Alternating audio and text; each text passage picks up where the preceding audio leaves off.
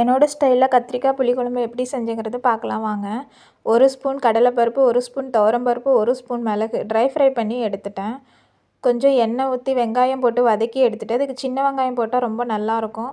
நாங்கள் அதர் ஸ்டேட்டில் இருக்கனால சின்ன வெங்காயம் கிடைக்கல. அடுத்தது கொஞ்சம் எண்ணெய் ஊற்றி கத்திரிக்காய் போட்டு கொஞ்சம் உப்பு போட்டால் சீக்கிரம் வதங்கிடும். நல்லா வதக்கி எடுத்துட்டேன். அடுத்தது வதக்கின வெங்காயத்தோடு 2 ஸ்பூன் குழம்பு மிளகாத்தூள், 1 ஸ்பூன் தனி மிளகாத்தூள் போட்டு அரைச்சி எடுத்துட்டேன். ஒரு தக்காளி, பூண்டு எடுத்துட்டேன். புளியை கொஞ்சம் ஊற வச்சாச்சு. அடுத்து தாளிக்கிறதுக்கு எண்ணெய், கடுகு, வெந்தயம் போட்டு தாளிச்சாச்சு. பூண்டு போட்டு நல்லா வதக்கிட்டு அதுக்கப்புறம் தக்காளியும் போட்டு நல்லா வதக்கிட்டேன். அடுத்தது அரைச்சி வச்ச மசாலாவும் சேர்த்து நல்லா வதக்கி விட்டுட்டேன்.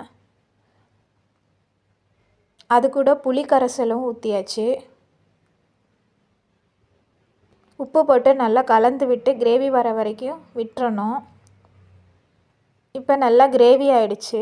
அடுத்தது வதக்கி வச்ச கத்திரிக்காய் இதில் போட்டு ஒரு 2 நிமிஷம் நல்லா கொதிக்க விட்டுட்டா அவ்வளோதான். சுவையான கத்திரிக்காய் புளிக்குழம்பு ரெடி ஆகிடுச்சு. இது சாதத்து கூட அப்பளம் வச்சு சாப்பிடும்போது சூப்பராக இருக்கும்.